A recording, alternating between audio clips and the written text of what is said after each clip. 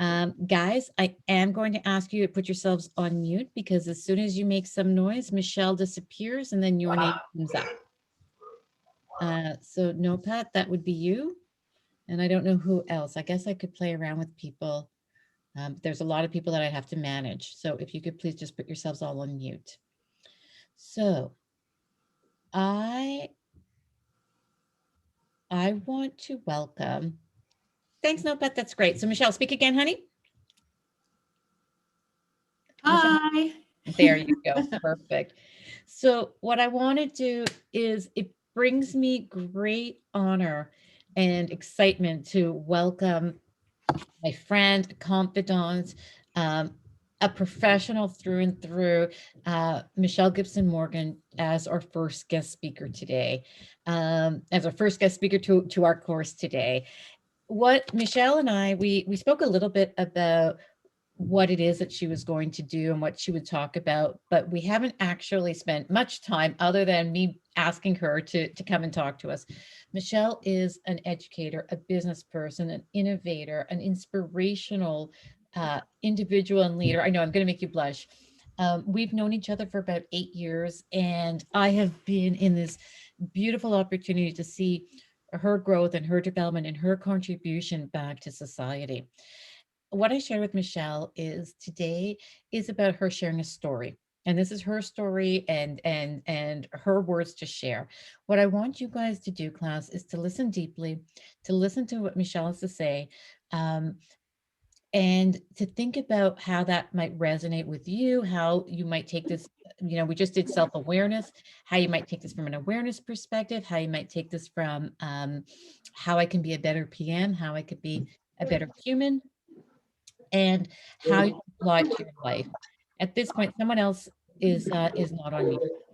So with we're going to have Michelle speak. She has to wrap up by 4:45 at the absolute latest because she has a very, very, very important commitment right after we are done, and that's with her daughter. So you will hear me say family first, always, always. Uh, so with that, I'd like to welcome Michelle to our class. So thank you so much, Michelle. Thank you so much, Rachel. This is an absolute honor to be a part of this conversation that we're going to be having today. I want to thank your class for being open to what I'll be sharing. And also, before I get into my bit, one of the things that makes this very special for me is because somebody very important to me, my older sister, is a graduate of George Brown College. So there are lots of reasons why this is a great afternoon to be spent with everyone that will be participating. And so thank you again, Rachel and class, for having me today. So I am going to be sharing my screen at some point. So it's likely that if Rachel hasn't given me the privileges yet associated with doing that. I just gave you be able to now, Michelle. Okay, perfect.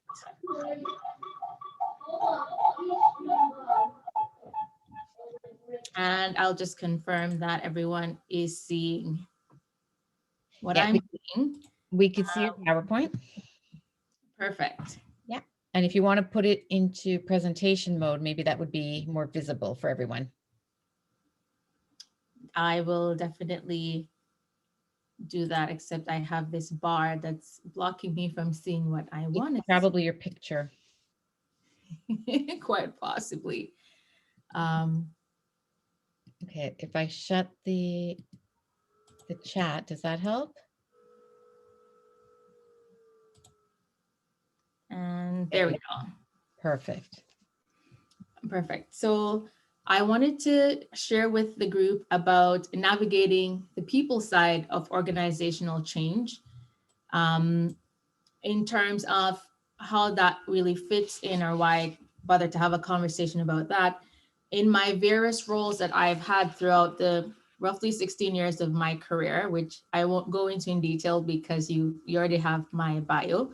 But I just always happen to be on the people side of change as opposed to processes or methodologies. And that is owed to my professional background in learning and development, talent management, and diversity and inclusion. So those are the lenses from which the conversation is coming. What I want you to keep in mind is that from my perspective, change hinges on a couple of different things.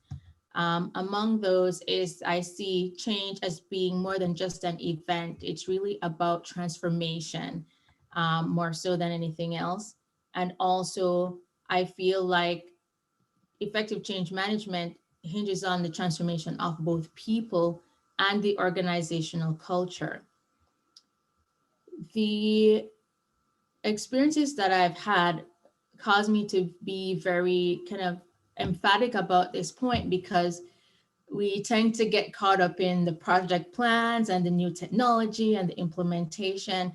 But everything that happens in an organization really comes back to the people who work there and the experiences that they have, even with all the different initiatives and changes that are taking place. And so, how will change impact the people, how they operate, how they relate to each other, and how they make progress in an organization? In addition, my views and change and the application of change principles are aligned with appreciative inquiry. So I see the world through the lenses of focusing on what's working more so than what's not. Not that one would want to minimize or discount the negative experiences or the hiccups, but more often than not, focusing on what's working gives you something to leverage, gives you a source of momentum to carry things forward, even while ironing out the kinks that are in the process. And so I tend to view experiences and change through a positive lens, but being mindful that not everyone does that. But I find that that helps a lot. So, in essence, for me, change is fundamentally about people. It doesn't really matter what specific things in the environment one would modify or make different, whether it's the technology, the process, or the organizational structure. And I've lived through my fair share of all of those things being different or modified.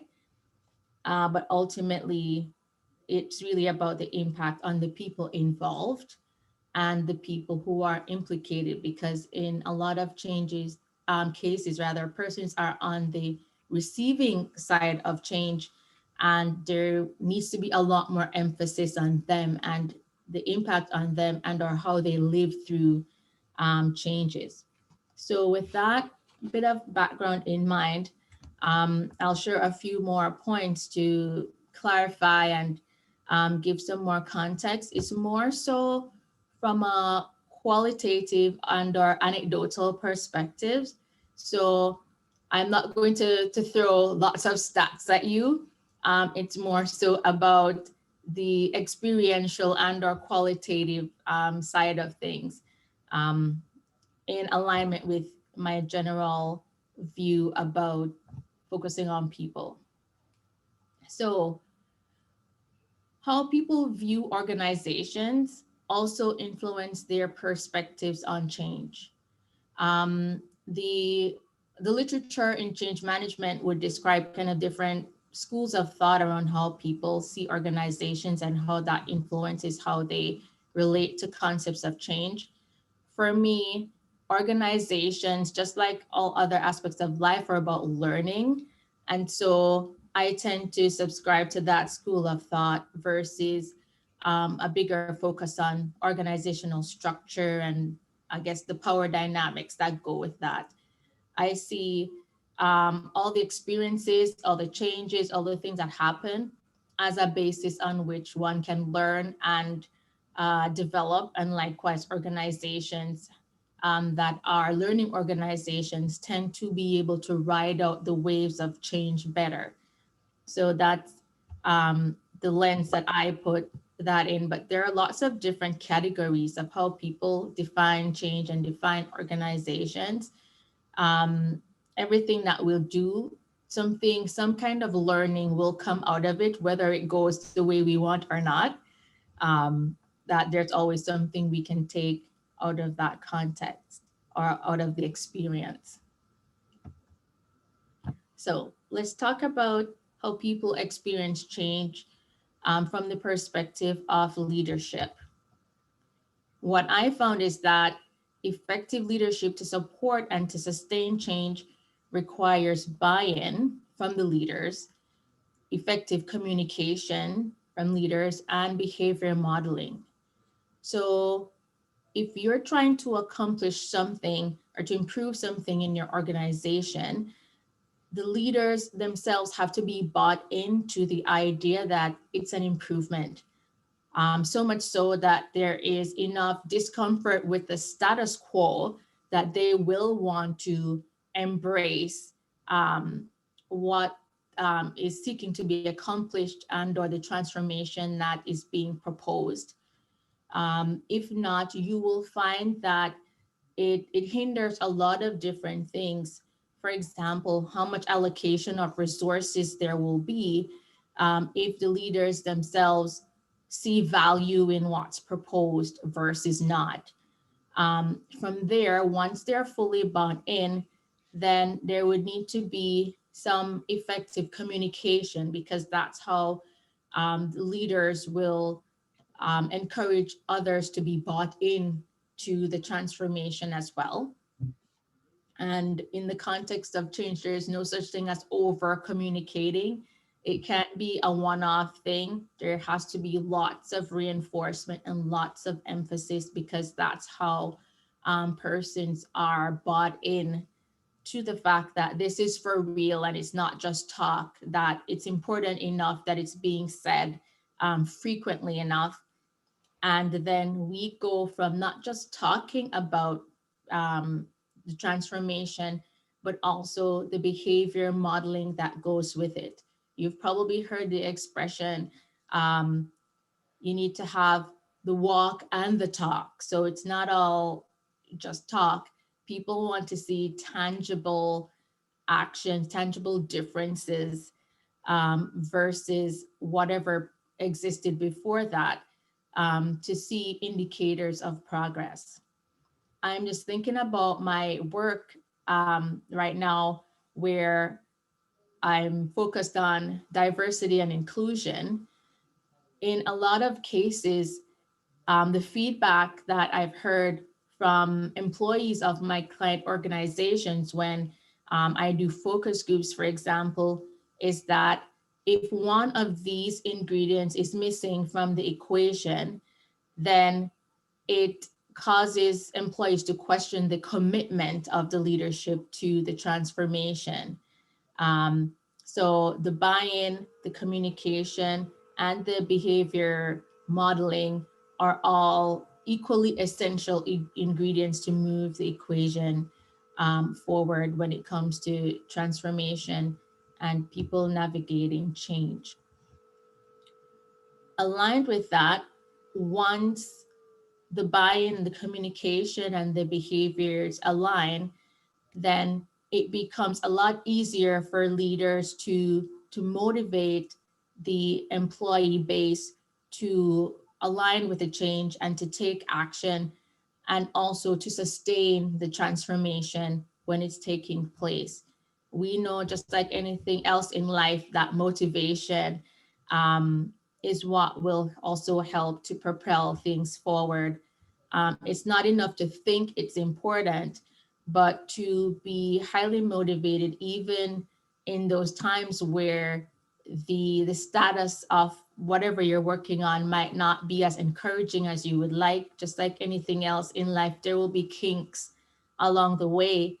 And it's by remaining motivated, both as leaders and the persons in one's charge, that will allow persons not to jump off the proverbial wagon when the road gets bumpy, but to stick with it, because we were all bought in and we are fully persuaded that it's worth it to keep going when things are not going as planned.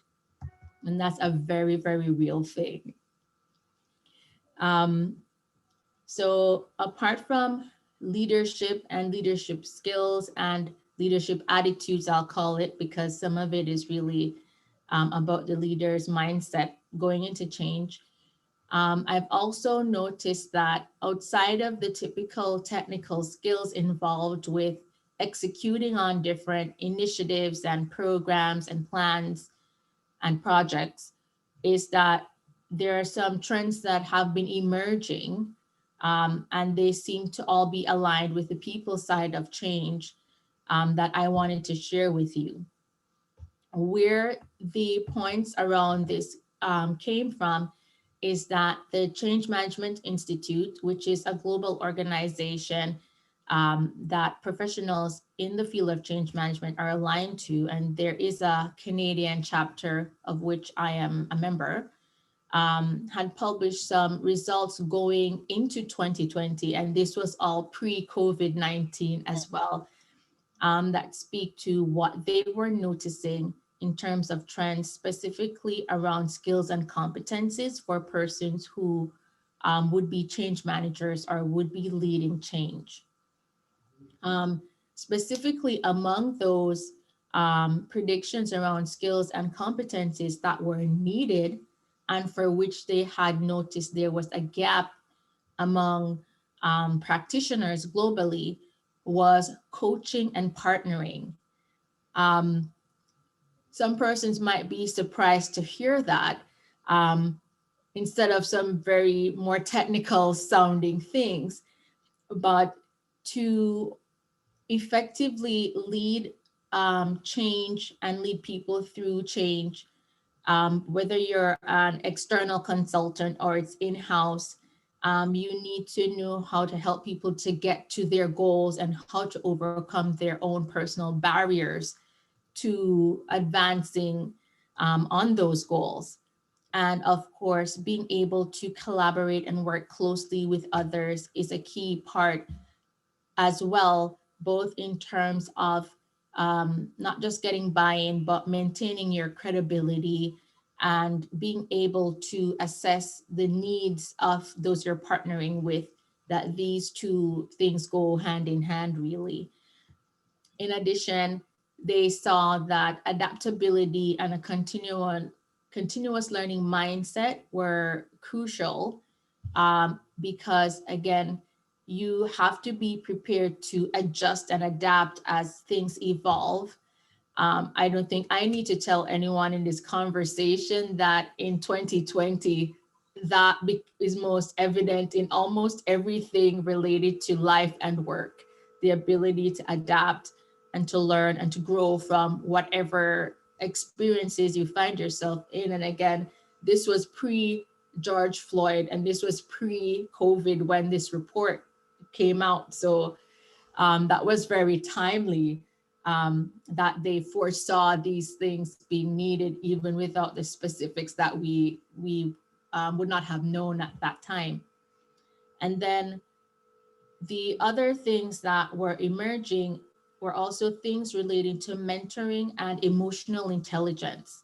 So the report, from which I had extracted the points about coaching, partnering, adaptability, and learning, um, didn't necessarily have these, but from my observations of the different trainings and continuous learning that they've implemented for change management practitioners in 2020, almost all of them had some overlapping components with what we already talked about, but also in terms of mentoring and emotional intelligence, because you also have to help people along their journey of experiencing change as well, whether again it's you're being an external consultant helping leaders. So there was a whole series they did around change leaders being mentors and coaches for organizational leaders, specifically around the change experience. So overall, the point being made here is that we, as we think about people in organizations and as we equip ourselves to add as much value to those we serve.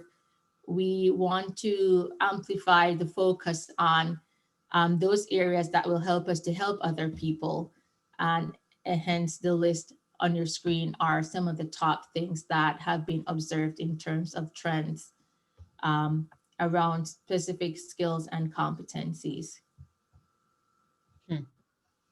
And finally, I want to talk us through the what I'll call the post implementation phases of things and how people experience change and how we can empower and enable them during those periods.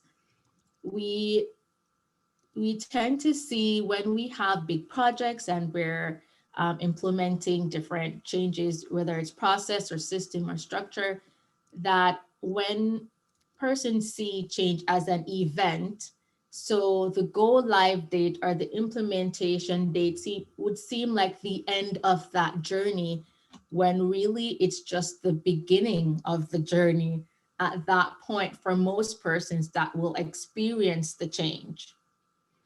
Um, One of the schools of thought that I tend to almost default to when I think about how people experience change after there's a huge implementation is that everyone is not at the same place on that journey once things go live, if we can use that term. And so it could be any number of those experiences that you're seeing um, on your screen. Some persons will go through the full thing, or some persons might fast track through some phases.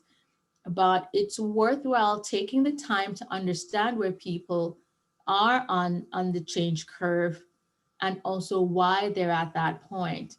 There tends to be an assumption that someone is resisting change just because they don't like change. Um, for a lot of people, it's not even that they're resisting the change as it is, they are trying to find a way to manage the change themselves. Um, and so we want to look out for the signs of where an individual is. If you're a leader, where you are, first of all, on that scale, and be honest with yourself about what you're experiencing, but also being mindful that each person on your team is not at the same place on this curve either. And you have to be prepared to support them wherever they are on that scale.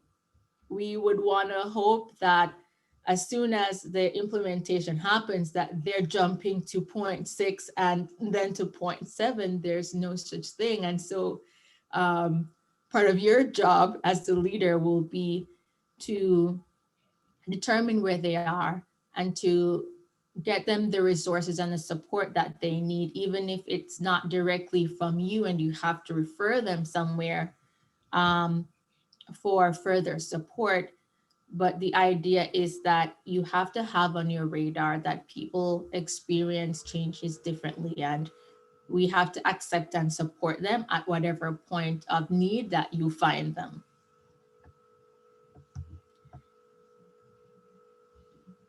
The other school of thought that I wanted to bring to us around how people experience change and how we want to help and support them on that journey so that the change can be sustained comes from William Bridges.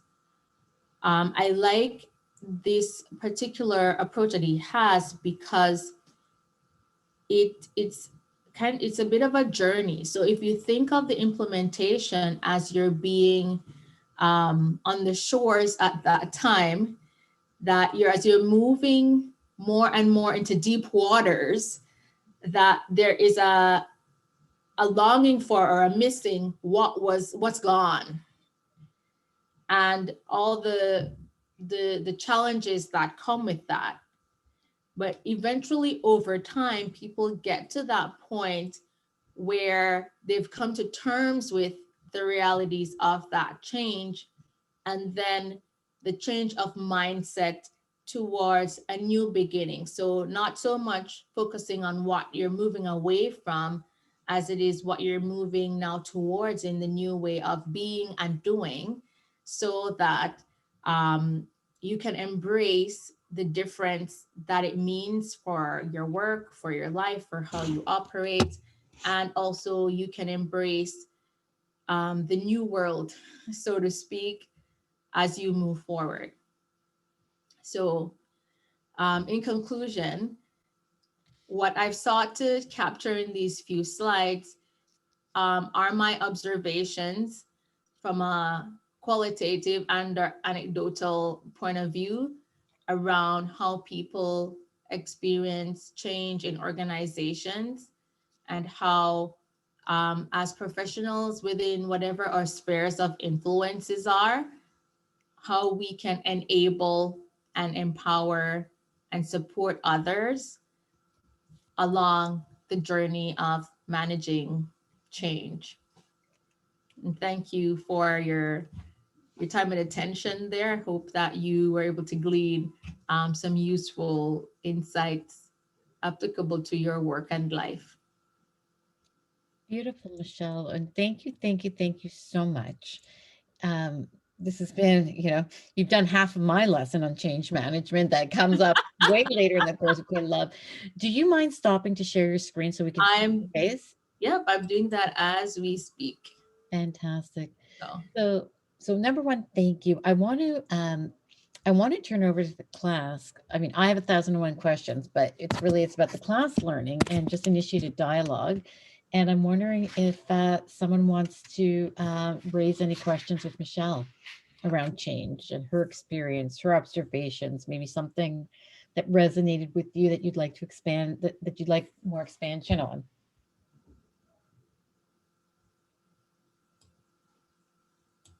Sure, Tess. Let's hear from you. Thank you. Michelle, thanks so much for your time. I found it really helpful, the change curve you discussed, and think I personally have experienced people at organizations who struggle with change and maybe live in the 2 to 5 range. And I wanted to know if you had any tips for maybe navigating conversations with these type of individuals who are particularly reluctant to change, and kind of live in the, this is the way we've done it and this is the way, like that's kind of their response to change is kind of, well, this is how we've done it. And how do you open their eyes to the seeing the light of why it may be better to accept the change? thank you for that question. That's a great question. Um, and that's not new, that this is how we've done it. Folks have been around for a while, for sure. Um, what is typically useful is to understand um, what is it that they value in the status quo, why they're hanging on to it. For some persons, it could be just the ease and or the influence that the current situation gives them. But if there's a way both to allow them to see how the change will still be beneficial, specifically to whatever their personal values are, their reason for clinging to the status quo, then it becomes easier for them to see that they can have those benefits on the other side in addition to whatever else. It also is helpful to find a way to find their discomfort with the current state. There will be things that they don't like currently, even if they prefer this is the way it is. For some people, it's just the lesser of two evils in their mind is to stick to the status quo. So if you can also find some discomfort, that will help to increase the motivation to at least consider the other side, that you could get rid of some of these pain points by embracing change. That's really helpful. Thank you. Welcome. Thanks so much, Tess. Terry, why don't you put yourself on video if you don't mind and take yourself off of mute and let's hear you. Thank you. Hello. Oh, I'm okay. So I just wanted to ask about what you think about the role of resiliency and how to build resiliency into the employee base. That is a great question, and so relevant to the times that we're in. Some of the keys to building resiliency really has a lot to do with understanding one's own strengths. In some cases, it's a matter of leveraging those things that provide a high level of energy and motivation and focus, while at the same time understanding perhaps what one's weaknesses are. That one are what are some of the things that we find most challenging that might limit how much one can, let's say, bounce back after a setback. So for me, it comes down to strengths and weaknesses and understanding where you are with both. And so you'll be clear on the types of things that will help you to sustain your level of energy and motivation and focus when the times get challenging. Excellent. Thank you. Awesome. Ime, I think you're next. Um, Mine is about change management. I would just like some insight. I've had experiences in running programs in different ways. Okay, so I have had to implement a change in sales operation um, and implementation in different ways. So the first time I had to implement it by sending it directly to the sales executives, sales reps, and to the team. And I think it's had an an adverse effect on people. They stayed in the 2 to 5 level for a very long time. Then I've also had an opportunity of implementing it the other way around, giving it to the line managers, the leadership team first to implement the change before bringing it down to the team. I saw people move faster to level 6, but for the business or for my organization, it took a longer time for them to implement changes in those tools when we use that leadership part, because they did not see the effects they wanted to see in the field immediately and make changes. So the return on investment was a little impacted, but the people's attitude towards it was better in that way. So my own question is, how is there a way where we could balance these things? How can we balance it? Yeah, I like that question a lot because it really comes down to managing expectations and understanding from the different stakeholders what they're most focused on at different points in time. So, for example, what really is the implication of how much is put into it in terms of investing time and energy to determine what's a good return on investment? Um, in addition to really, when it comes to people, it's not flicking a switch and different people will just naturally be at different points. Even if most of the group is, let's say, at a 6 that they've accepted, you will always have individuals that are somewhere else on that spectrum. But at the end of the day, it is managing the expectations and having those conversations. So if you remember, we talked about partnering as one of those skills, having the conversation at the front end to understand, are you prepared for the reality that it might take some time to get to where we want to get to, or to see the kind of return on investment that we want? So does it have to be a trade-off really between the successful implementation and the people being bought in? We really want all of those things, but it's the conversation about managing expectations that will be most helpful, so that you won't find after a while that leaders have dropped off the level of support because it didn't have the desired return of investment at the exact point in time that they were hoping for. So it's really people's expectations the leaders and the employees, and how you manage those from the beginning, more so than reacting in the end, but being more proactive from the beginning. Thank you very much. So clearly, you've told me I should call it out with my stakeholders before we start implementation. Thank you. Yes, because you have to understand where they are, what their expectations are, and help them to manage their own expectations of how it's going to go, and or how long it's going to take to achieve the desired goal. Beautiful. And I I love that. have a question. Sorry, is that, or who's speaking now? Does somebody want to It, follow up on what Ime is saying? sorry, it was me. I had a question for Michelle, the class, and also you, Rachel, in general. Um, I'm just going to turn my camera on so that Michelle can see me. Hi, Michelle. Hello. You're named after my sister. So, Awesome. so my question is this, and I think it has to do with what Terry spoke about in terms of resilience.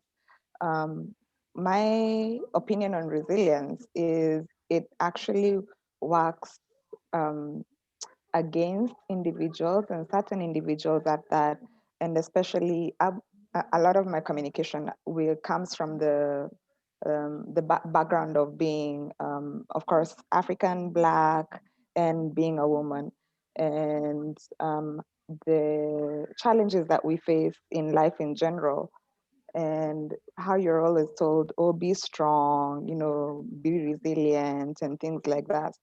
So we are constantly forced to be the ones to create the structures to support ourselves when we encounter something that is either unfair or suffering or problematic for us as a say Black women, for example, or Black people, for example.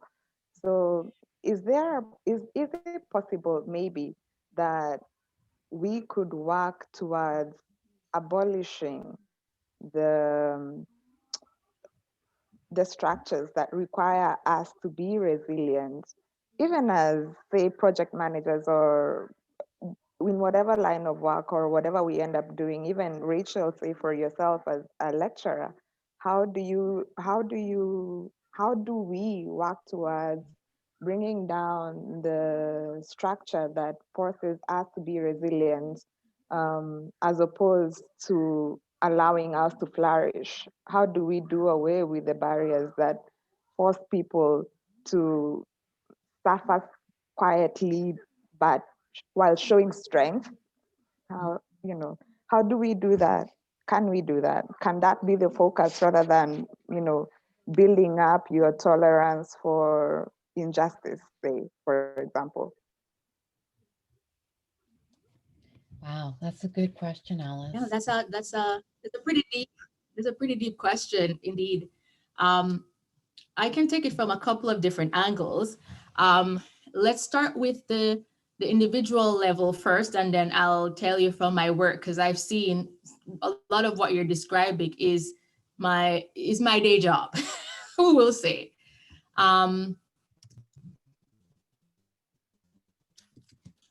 Being resilient doesn't necessarily mean that one won't be vulnerable. And the truth is that even the most resilient among us and persons who have a lot of fortitude will have situations that require some level of vulnerability. I don't know that anyone is 100% resilient and full of fortitude 100% of the time. Um, in an ideal world, there wouldn't be the structures